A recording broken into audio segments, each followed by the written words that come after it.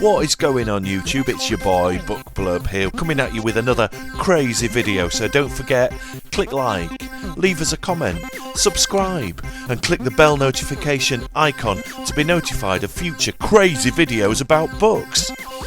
If you want to, you can check out links to my Patreon and donate, so keep the channel alive. Also, check out my OnlyFans account.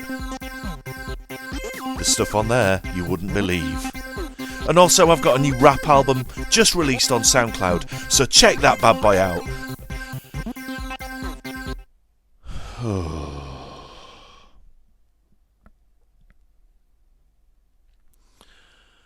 Should we just have a cup of tea and talk about paperbacks? I'll get my cardigan. Sorry.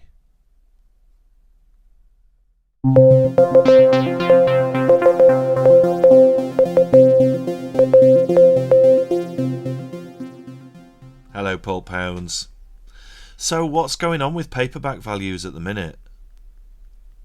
The bonkers.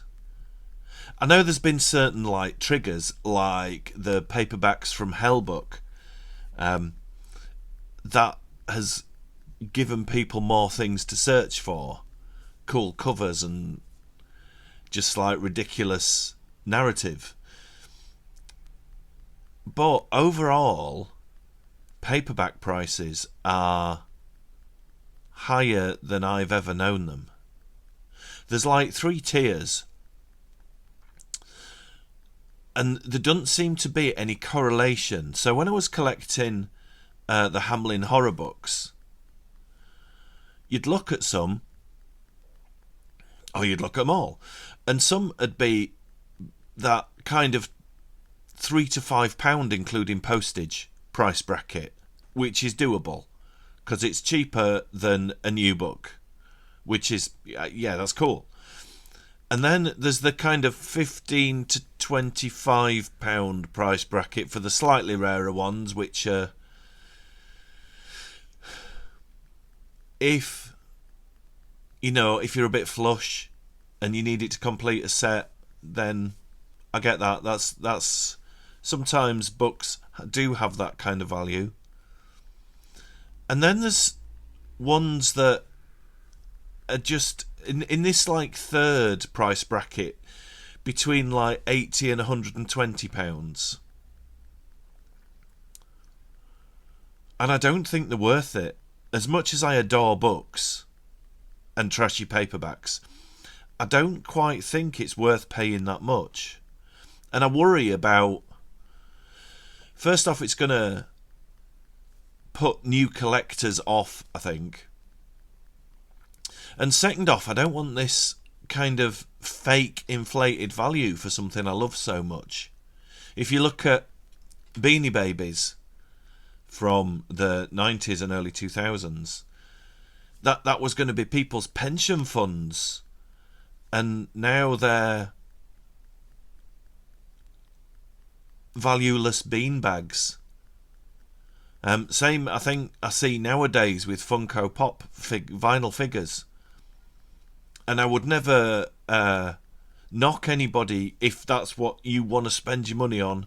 You go ahead and do that. That's brilliant. You should spend your spare money on something that makes you happy.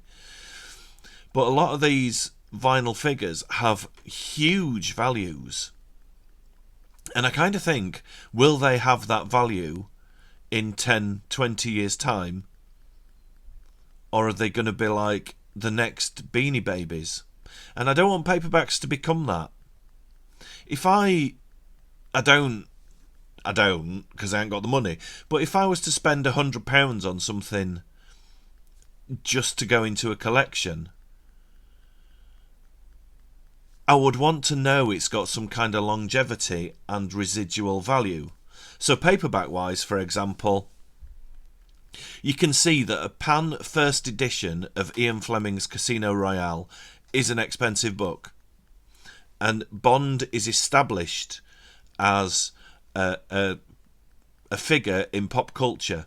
And that's not gone away since the 60s.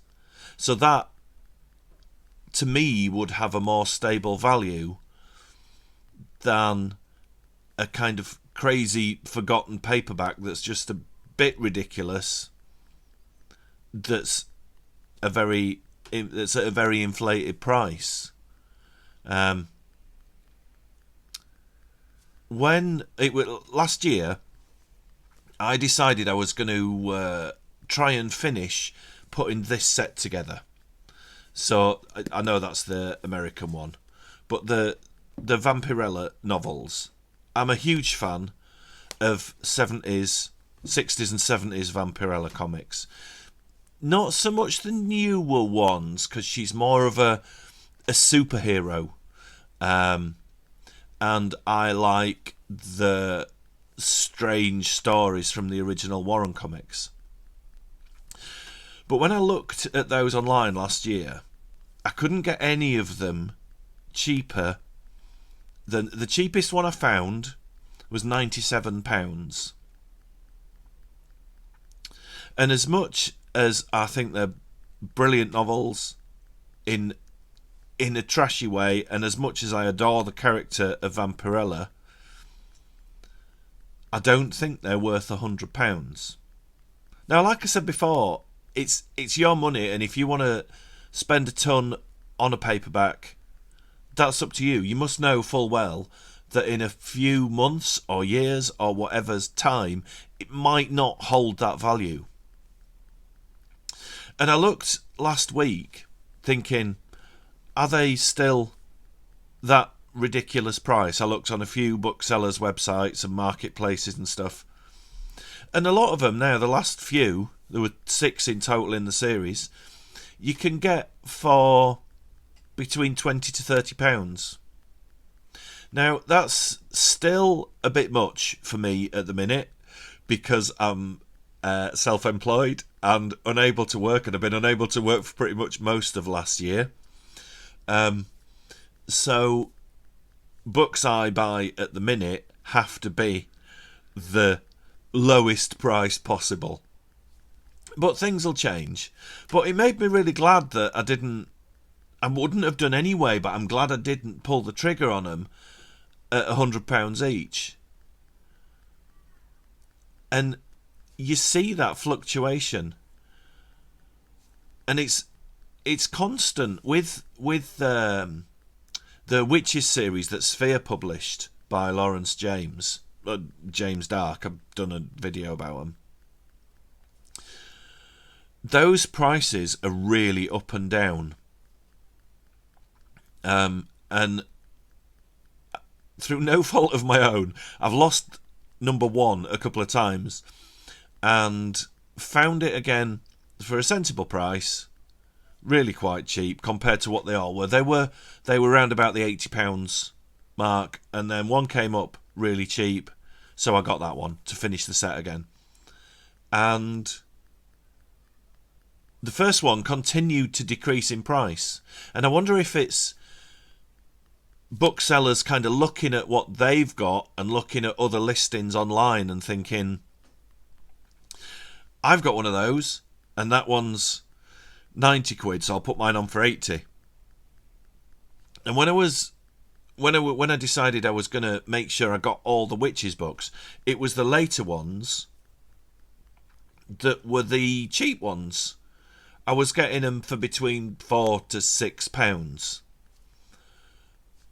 And a very good friend of mine has been looking at his and thinking I'd quite like to get the others. We're both big fans of Lawrence James. And now there's quite a few copies of the first one, and it's the later ones that are more expensive. So I guess what I'm trying to say is patience does pay off. You don't have to pay a fortune for paperbacks you want for your collection. And just be careful. And maybe, just hang on. Because these things do come round again. And prices will drop. And prices will go up. So keep an eye on it. And when you think it's low enough to be affordable, then you grab that, definitely. But just be a bit cautious. because they will come down.